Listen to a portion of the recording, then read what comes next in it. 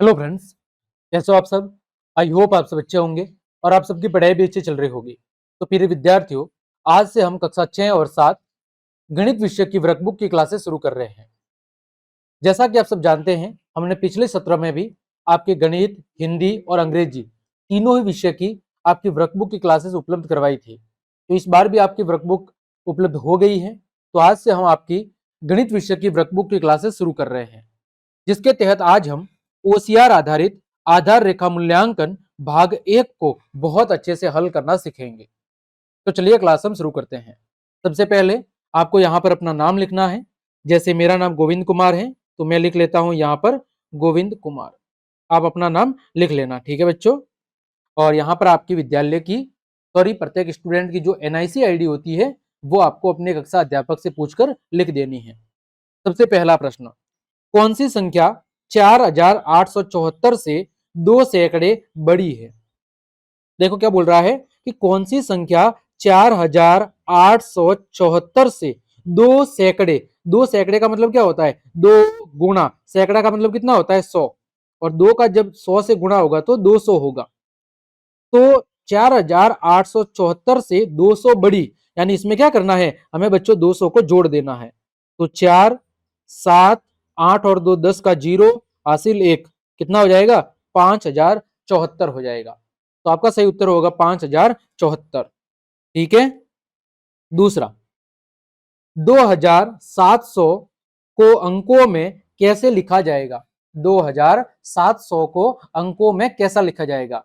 देखो 2000 और 7, 2007, तो यानी हजार का अंक कितना है 2 है, हजार का अंक कितना है 2, और आपके सैकड़ा दहाई का अंक कितना है 0 है। तो देखो ऑप्शन नंबर 2, इकाई, दहाई, सैकड़ा, हजार, हजार का अंक 2 है और इकाई का अंक 7 है, तो 2007 हो जाएगा। तीसरा, निम्न में से कौन सा विकल्प 9740 को शब्दों में दर्शाता है। देखो कितना है, इकाई, दहाई, सैकड़ा, हजार, 9740, तो 9740। चौथा, निम्न विस्तारित रूप की संख्या बताइए। देखो यहां पर 8, ये कितना है 80,000, तो ये 80,000 है ना। तो यहां पर 10,000 की संख्या कितनी है 8, हजार की संख्या कितनी है 3, सैकड़ा की संख्या 0, दहाई की संख्या 2 और इकाई की संख्या 9। संख्या कितनी है 83,029, कितनी है 83,029 है। आगे देखो पांचवा, 518 में भाग देना है 4 का। यहां पर 518 लिखेंगे और भाग देंगे 4 का। देखो 4 एकम 4, 5 में से 4 कम हुआ तो 1, ऊपर से उतारा 1, 4 दूनी 8, 11 में से 8 गया, पीछे कितना बचा 3, ऊपर से उतारा 8, 4 नम 36, तो पीछे कितना बचा 2, यानी भागफल कितना आएगा 129, कितना आएगा 129, और शेषफल कितना बचेगा, शेषफल बचेगा आपका 2। नीचे दिए गए संख्या वाक्य को देखें। 120 गुणा 40, 120 गुणा 40, तो देखो 120 गुणा 40। अब देखो 40 को मैं क्या लिख सकता हूं, 40 को मैं लिख सकता हूं 20 गुणा 2, 40 को क्या लिख सकता हूं 20 गुणा 2। तो जब 120 का 2 से गुणा होगा तो यहां पर कितना होगा, देखो ये कितना है 120 गुणा 40, तो इसको मैं लिख सकता हूं 20 गुणा 2 गुणा 120, क्योंकि 20 का 2 से गुणा होगा तो कितना आएगा 40 आएगा। तो यहां पर मैं लिखूंगा 20 गुणा 120 का 2 से गुणा हो गया 240, तो 120 का यहां पर 40 से गुणा हुआ तो यहां पर कितना आएगा 12 चौक 48, और पीछे 2 जीरो 4800। वही 240 का गुणा 20 से होगा तो भी कितना आएगा 4800। ठीक है। सातवां, निम्नलिखित में से कौन सा विकल्प नीचे दी गई संख्या रेखा पर बिंदु P का मान हो सकता है। देखो यहां पर 1 है, यहां पर फिर 1 के बाद 1/3, सॉरी यहां पर देखो यहां पर एक संख्या के कितने भाग है 1 2 3 और 4 भाग है, तो यहां पर 4 भाग है। ठीक है। देखो यहां पर 0/4, 1/4, 2/4, 3/4 और 4/4, 4 में 4 का भाग 1 बार, फिर ये कितनी बार होगा 5/4, 6/4, 7/4, 8/4 और 9/4। 9/4 का मतलब कितना है, देखो 4 दूनी 8, 8 और 1 9/4। यानी देखो 2 पूरा था, 2 के बाद 4 में से कितने हिस्से की बात हो रही है, एक हिस्से की, तो 2 सही 1/4। आठवां, 747 में 4 का भाग देने पर भागफल और आपको शेषफल बताना है। देखो 7 एकम 7, ठीक है, यहां पर 4 का भाग देंगे 7 में, तो 4 एकम 4, पीछे बचा 3, 3 और 4 34, तो 4 अट्टे 32, पीछे बचा 2, 2 और 7 27, 4 चिंग 24, यानी 186 बार भाग जाएगा और शेषफल कितना बचेगा, 3 बचेगा। ठीक। 90, निम्न में से सबसे बड़ी भिन्न कौन सी होगी। देखो सबका हर बराबर है, सबका हर बराबर है, तो जिसका अंश सबसे बड़ा होगा वो क्या होगी, सबसे बड़ी भिन्न होगी। निम्न में से सबसे छोटी भिन्न कौन सी है।